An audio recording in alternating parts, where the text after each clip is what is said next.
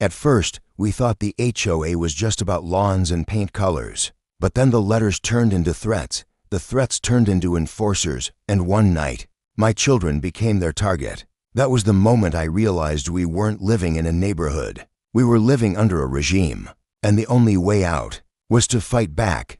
The shadow of the HOA began quietly, almost deceptively so, like a storm hidden on the horizon that only the most perceptive eyes could see. The neighborhood had always presented itself as calm, controlled, and almost to perfect an illusion stitched together by rules, regulations, and the suffocating grip of the homeowners association. Manicured lawns stretched in every direction, symmetrical hedges lined the sidewalks, and houses gleamed undercoats of regulation-approved paint. At first glance, it looked like a paradise of order, but beneath the surface, the rot of control was spreading, and my family was about to feel its full force.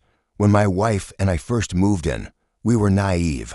We thought the HOA was just a formality, a group meant to keep things neat and organized, a body that handled common spaces and sent out polite reminders. But soon, the letters started coming. First, they were about the height of the grass, then about the color of our curtains, later about the toys left in the front yard. Each letter was framed in the sterile language of community standards, but the undertone was unmistakable. Conform or pay. At first, we complied. It was easier to cut the grass twice a week than to deal with the petty fines. It was simpler to move the bikes inside than to argue with faceless committee members. We told ourselves it wasn't worth the fight, that peace was more valuable than pride. But compliance only fed their appetite. The more we obeyed, the bolder they became. It was our kids who first bore the brunt of the HOA's tightening grip. What had once been innocent play in the driveway soon became an offense. A chalk drawing on the pavement was labeled defacement.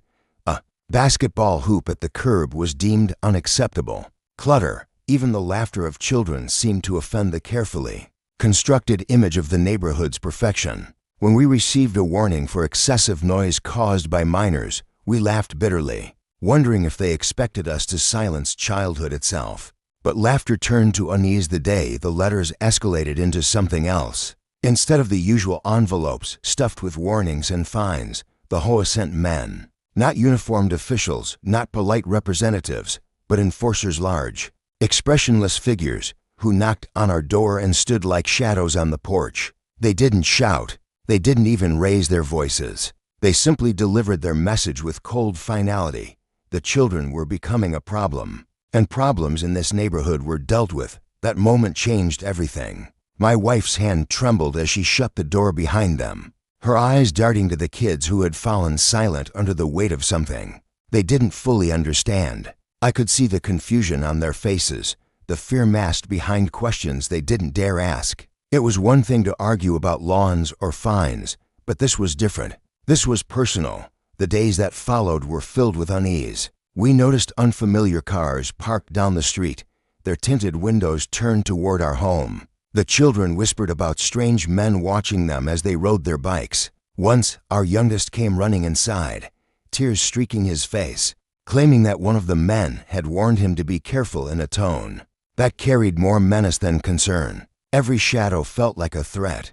Every knock on the door a reminder that the HOA was no longer just an abstract body. It was a force pressing down on us. That I tried to reason with myself, to believe that we were overreacting, but the evidence kept piling up.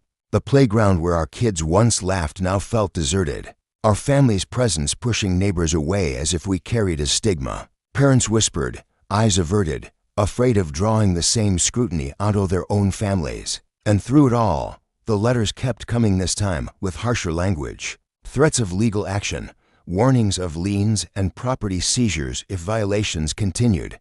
Still, none of that compared to the night it all reached a breaking point. I woke to the sound of footsteps outside, slow and deliberate on the gravel of our driveway. Peeking through the blinds, I saw two men standing by the basketball hoop, their faces barely visible under the dim glow of the streetlight. One of them lifted the hoop, rocking it back and forth as if testing its weight, while the other scribbled something on a clipboard. My heart pounded in my chest as I realized this wasn't just enforcement. It was intimidation. The next morning, the hoop was gone. No letter, no explanation, Nothing but an empty patch of driveway where my kids had spent countless afternoons. My daughter asked if she had done something wrong, her small voice breaking under the weight of confusion. It was then I knew this wasn't about rules anymore. It wasn't about lawns or toys or chalk. This was about control, about power, about an HOA so consumed with its own authority that it saw children as obstacles.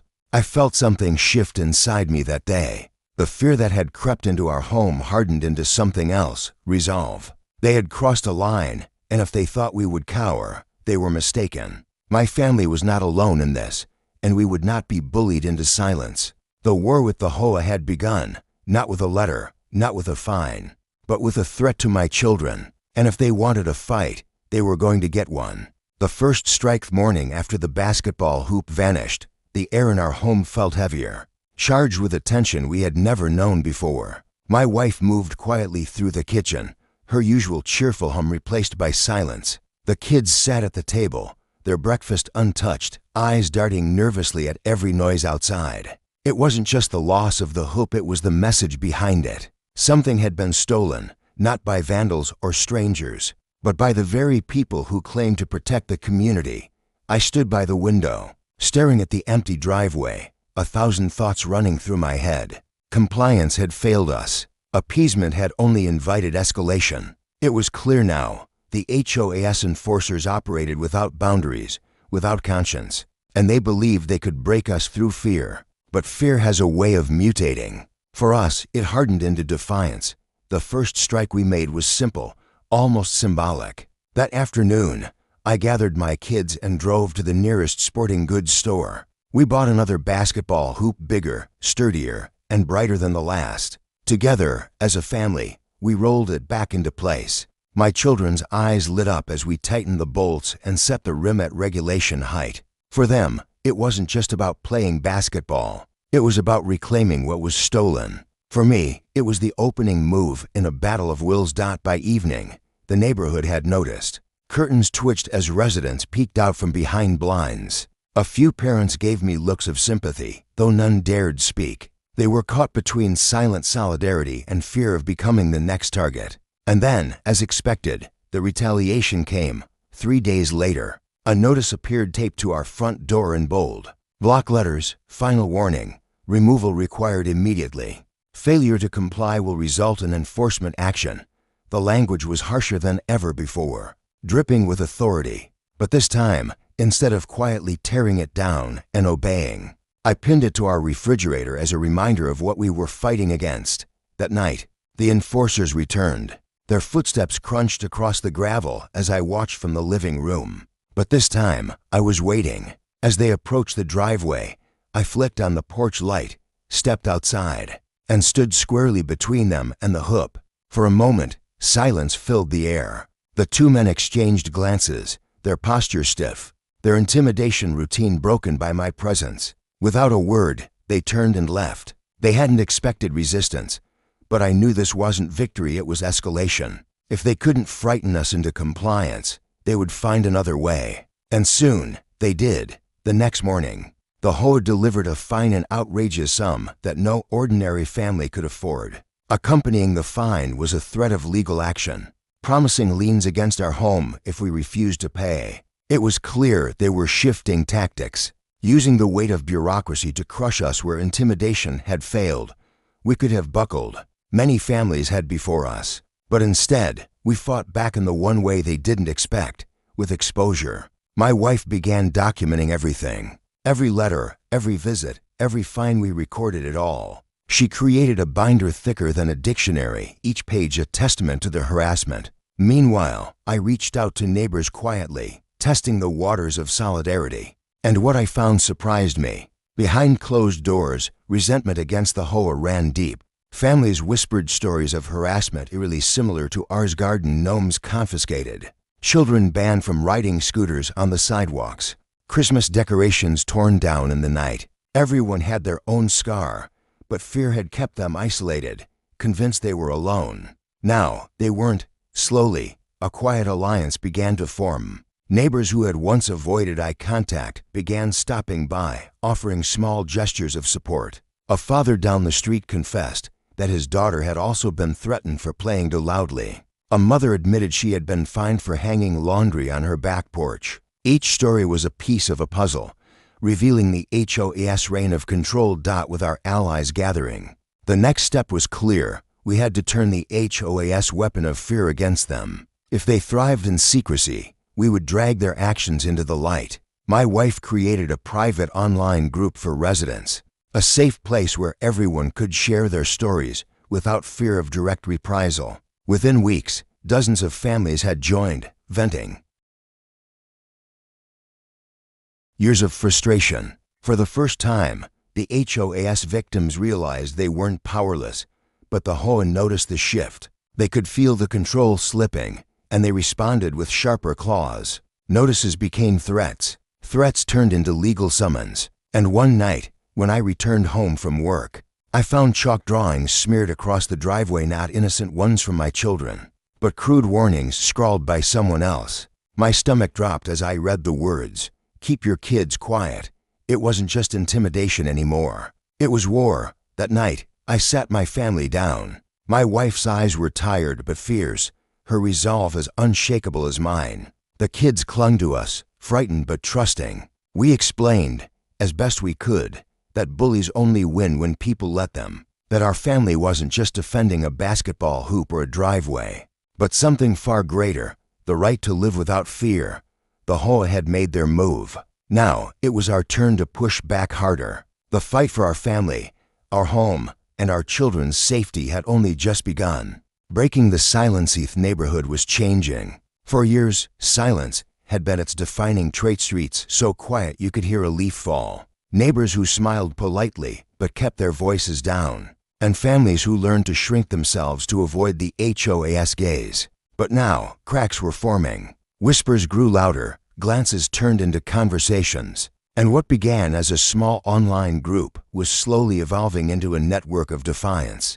My wife became the keeper of records, meticulously scanning every notice, saving every screenshot, and cataloging every whispered complaint. She built a timeline of oppression that stretched back years, a chilling map of how the HOA had tightened its grip on the neighborhood family by family. When she laid it out across the dining room table, it was staggering. What we had endured was only a fraction of the whole story. The children, too, began to understand the war in their own way. They were quieter now, yes, but they were also watching. My oldest started asking questions about fairness, about why rules existed, and what happened when rules became weapons. These were questions no child should have to wrestle with, but I couldn't help feeling a grim pride. Even at their young age, they saw through the illusion of authority. The HOA might have frightened them, but it had also awakened something stronger: awareness. Our neighbors, once hesitant, began taking bolder steps. One family down the street put their swing set back up, despite a previous order to remove it. Another placed flower pots along their porch, defying the uniform landscaping rules. Small acts, maybe, but each one a spark. The HOA responded with their usual letters, but the difference was clear: fewer families were complying. Fear was losing its grip. Still, the enforcers didn't disappear. They began showing up more often, patrolling the streets at odd hours, their presence heavy and deliberate. One evening, I saw them parked at the end of our cul-de-sac, headlights off, silhouettes barely visible behind tinted glass. They weren't just watching. They were reminding us of who they believed held the power. But intimidation only works in silence, and silence was no longer on their side. My wife and I took the binder of records, the timeline of harassment, and began sharing it discreetly, first with close neighbors, then with families we trusted further down the block. The more people saw the bigger picture, the angrier they became. What once felt like isolated harassment now looked like a coordinated campaign of control.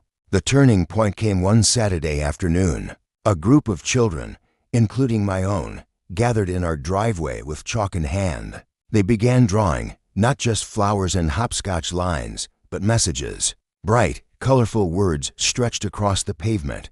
Kids deserve to play, and this is our home. It wasn't organized. It wasn't planned. It was spontaneous, a declaration from the smallest voices in the neighborhood. When the HOA enforcers arrived, their faces twisted with fury. But this time, they weren't met with silence.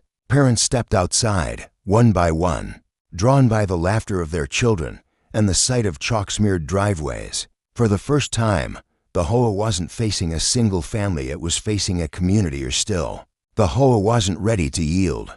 Days later, an official notice was posted at the entrance of the neighborhood, declaring strict enforcement measures would be taken against all violations. The language was chilling, filled with legal threats and vague promises of action.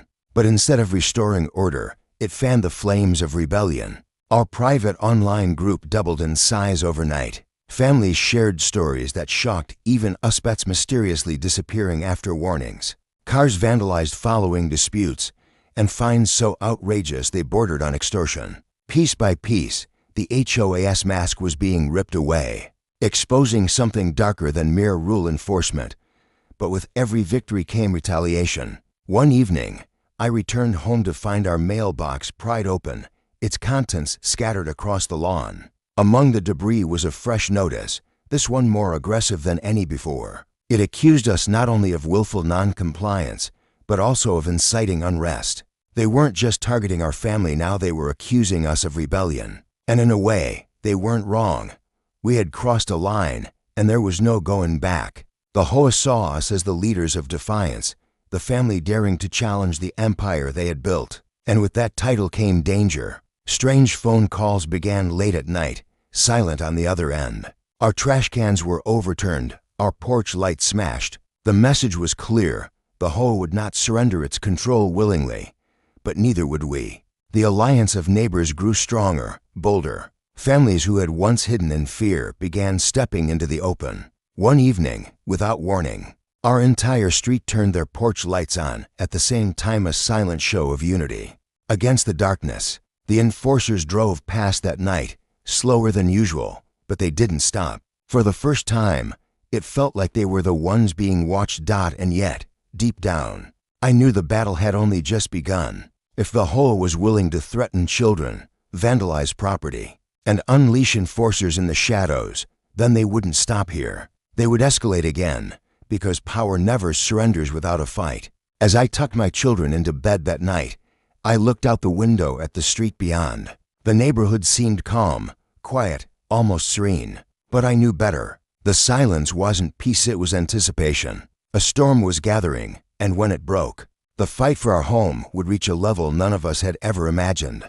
The HOA had tried to rule through fear, but now fear belonged to them. The counterattack silence after the neighborhood's show of unity did not last. Like a cornered animal, the HOA struck back with ferocity, desperate to reassert control. Within a week, letters of violation poured into mailboxes across the block. Families who had stood with us, those with swing sets, flower pots, chalk drawings, were suddenly bombarded with fines and threats of legal action. It was a coordinated assault, punishment meant to divide us, to scare neighbors back into submission. Some faltered. A few quietly removed their decorations or paid the fines to make the problem vanish. But others, hardened by months or even years of abuse, refused to bend. They had already lived under the HOAS thumb for too long, and this was their breaking point. The neighborhood was no longer a collection of isolated homes, it was a battlefield for our family. The attack was even more personal. One morning, we woke to find an official-looking notice taped across our garage door in bold red letters. Foreclosure proceedings initiated. It wasn't true, not yet, but it was a calculated move, designed to terrify. The sight of it made my wife's face pale, and my children stared at the word foreclosure as though it were a death sentence. But beneath the fear, anger was building. We knew their tactics now: lies, intimidation, pressure. They wanted us to break. But each blow only solidified our resolve. That day, I tore down the notice and carried it straight into the neighborhood group meeting. When I held it up for everyone to see, the reaction was immediate. Gasps, outrage, and then determination. The families rallied around us, but the HOA wasn't finished. Their enforcers grew bolder, appearing at odd hours, sometimes circling the block, other times parking just out of sight. One night, as I stepped onto the porch, I caught the glint of a camera lens from a car idling across the street. They were watching us, documenting us, waiting for the smallest misstep to use against us. And then came the sabotage. Our internet line was mysteriously severed one afternoon, leaving my wife unable to continue her work-from-home job. A week later, our car tires were slashed in the driveway. The police filed reports, but offered little help, noting that without direct proof, there was nothing they could do. The HOA, of course, denied everything. To them, we were paranoid troublemakers stirring unrest, but the truth was undeniable. This wasn't paranoia. This was where we adapted. We bought security cameras and floodlights, transforming our once welcoming home into a fortress. The children adjusted, too, learning to move in pairs, never wandering outside alone. They were too young to live this way, but they bore it with quiet resilience, their small hands clutching chalk and basketballs like symbols of defiance. Meanwhile, the alliance of neighbors strengthened. The stories kept flowing, proof of harassment, evidence of intimidation. One neighbor even uncovered financial irregularities within the HOAs accounts, suggesting that fines weren't being used for community improvement but instead funneled into private pockets. It was the kind of revelation that could topple the entire system, if only it reached the right audience. That was when we decided to go public, not just online, not just within the neighborhood, but to the world beyond. My wife began compiling our documentation into a single file: photos, scan notices, video clips from our security cameras, testimonies from neighbors. It was no longer just a binder. It was a dossier, a weapon of truth. But truth is dangerous to those who thrive in shadows. The HOA sensed what we were preparing, and their response was swift. One evening, as the sun dipped low and the streets glowed orange, a convoy of 3 black SUVs pulled into the cul-de-sac. Out stepped not just the usual enforcers, but the HOA president herself, a sharp-faced woman whose reputation was as cold as her gaze. She didn't knock. She didn't smile. She simply stood at the edge of our driveway, her arms crossed, the enforcers flanking her like guards. The message was clear.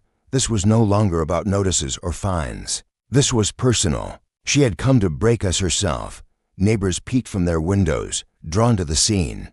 But no one stepped outside. The air was thick with tension, every second dragging like an eternity. My wife stood beside me, her hand tight around mine, while our children huddled at the window, their eyes wide.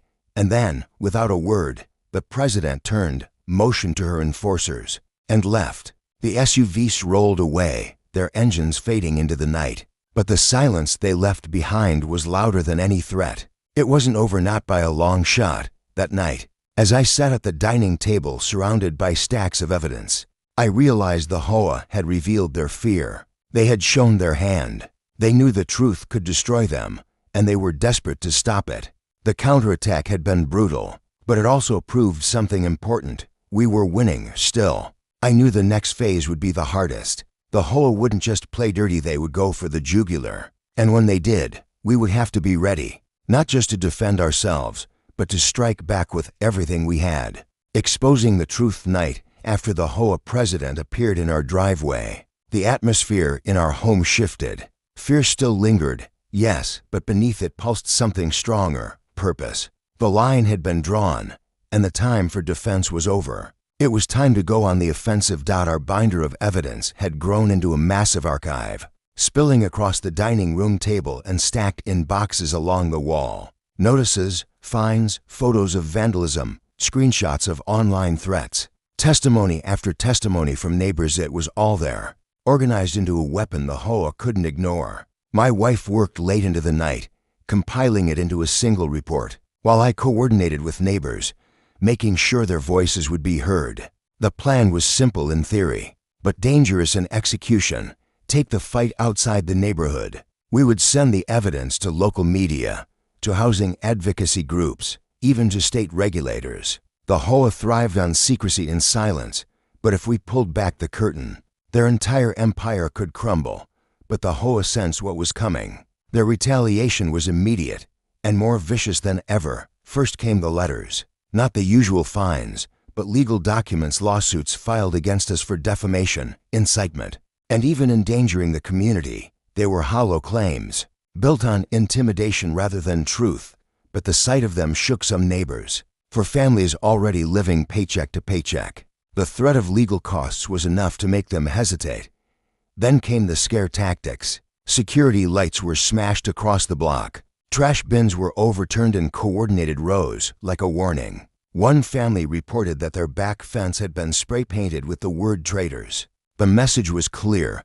The HOA would punish anyone who sided with us. The final straw came one Friday evening. My children were playing in the backyard when a brick came sailing over the fence, landing in the grass just feet away from them. Taped to it was a note scrawled in angry handwriting, "Keep your mouths shut or else." The sight of my children clinging to each other in fear lit a fire in me I didn't know I had. Enough was enough. The HOA had moved beyond fines and harassment. They had crossed into threats of violence, and that was something we would not allow to stand. That night, our house became the headquarters of a rebellion. Families poured in, carrying their own boxes of evidence, their own stories of harassment. We cleared the living room floor, spreading it all out like pieces of a puzzle. The scope of it was staggering: years of intimidation, thousands of dollars in unjust fines, and countless examples of overreach.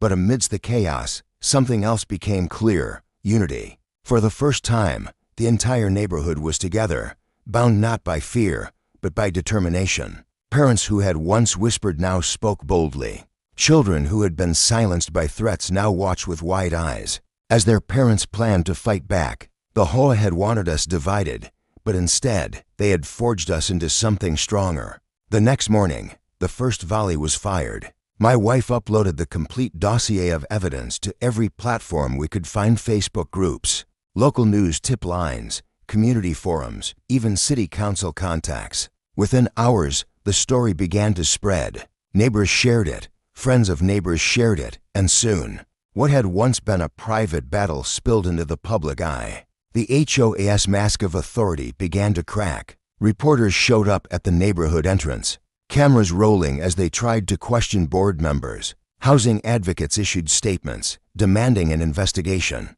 The enforcers who once patrolled our streets vanished, unwilling to be caught on film.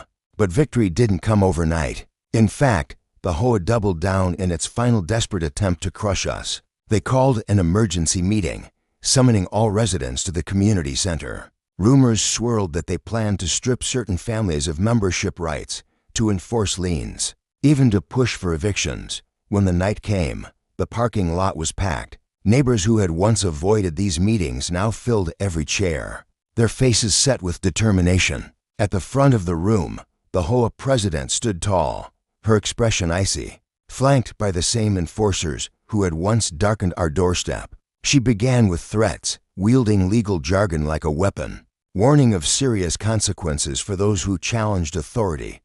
But this time, she didn't face silence. One by one, families stood and spoke: mothers holding up photos of vandalized homes, fathers reading letters of unjust fines, children clutching the chalk drawings that had started it all. Each voice added to a chorus of defiance, louder and stronger than anything the HOA had ever faced. And then, my wife rose. She carried the binder, thick, heavy, undeniable, and placed it on the table at the front of the room.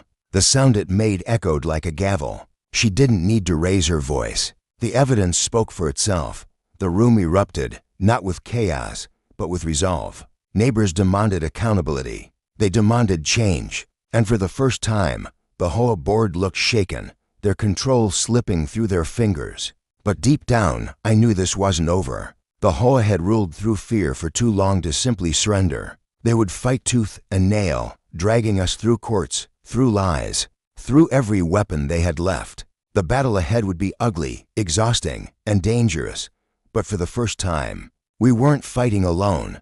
The HOA had tried to break us. Instead, they had united us. And together, we were ready for the final fight. The fall of the Hove Community Center meeting was only the beginning. In the days that followed, the neighborhood buzzed with attention unlike anything we had felt before. The HOA had been exposed, its mask ripped away for everyone to see. But that didn't mean it was finished. Power like theirs doesn't vanish overnight. It claws, it scrapes, it digs its nails into the walls it built, trying desperately to hold on. The lawsuits arrived first. Thick envelopes stamped with legal seals, delivered by hand to our doorstep. They accused us of libel, slander, and coordinated harassment of the HOA. Some neighbors received similar notices, designed to overwhelm us with fear of court battles. But where once those letters might have broken us, now they only fueled our determination. We had evidence, we had witnesses, we had the truth, and truth,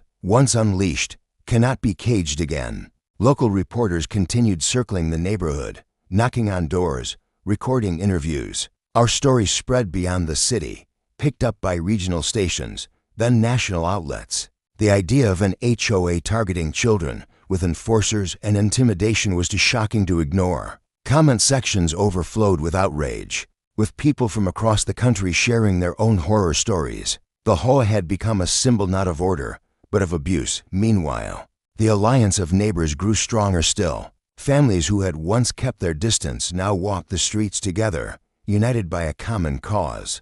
Children played in driveways again, their chalk drawings brighter and bolder than ever, their laughter carrying into the night. For the first time in years, the neighborhood felt alive not because of the HOAS standards, but because of the people who called it home.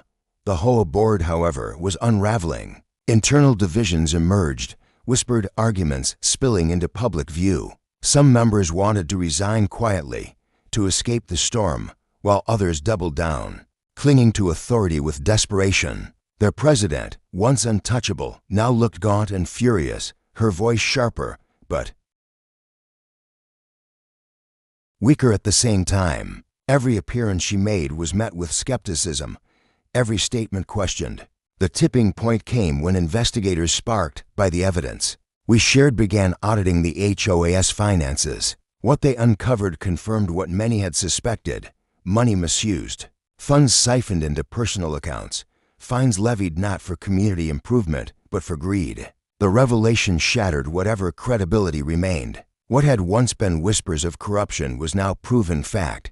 The final confrontation unfolded not in the shadows, but in the open. Another meeting was called, this time demanded by the residents themselves. The community center overflowed, every chair filled, people standing shoulder to shoulder. The HOA board sat at the front, pale and rigid, their enforcers noticeably absent. For once, they were exposed, stripped of the fear they had wielded so ruthlessly. One by one, neighbors spoke, voices steady, hands trembling with years of pent-up anger. They demanded answers. They demanded resignations. They demanded justice. And when the president tried to defend herself with legal jargon and hollow threats, she was met not with silence, but with a roar of defiance. The vote was swift, decisive, undeniable. By overwhelming majority, the board was dissolved. New leadership was appointed, neighbors chosen not for their thirst for control, but for their willingness to serve. The enforcers never returned. The lawsuits collapsed under scrutiny, and the HOA, once a towering shadow over our lives, crumbled into dust when it was over. A strange quiet fell across the neighborhood, not the suffocating silence of fear, but the peaceful quiet of freedom. Children ran through sprinklers, bikes clattered across driveways. Families sat on porches without glancing nervously over their shoulders. For the first time in years, it felt like a community again, not a prison dot as for my family. We carried scars from the battle. My children still asked questions about the men who had threatened them, about the brick that landed in our yard, about why people in power sometimes choose cruelty over kindness. But we also carried something else: pride. We had stood our ground. We had faced the storm, and we had not bent. One evening, as the sun dipped low and painted the street in gold, my wife and I watched our children play basketball in the driveway. The hoop stood tall, unchallenged, a symbol of defiance turned into victory. Chalk drawings sprawled across the pavement, brighter than ever, their colors unashamedly bold. And for the first time in a long time, laughter filled the air without fear of being silenced. The HOA had tried to break us. Instead, they had built us. They had forced us to stand, to unite, to fight not just for ourselves, but for every family who had ever been silenced by intimidation.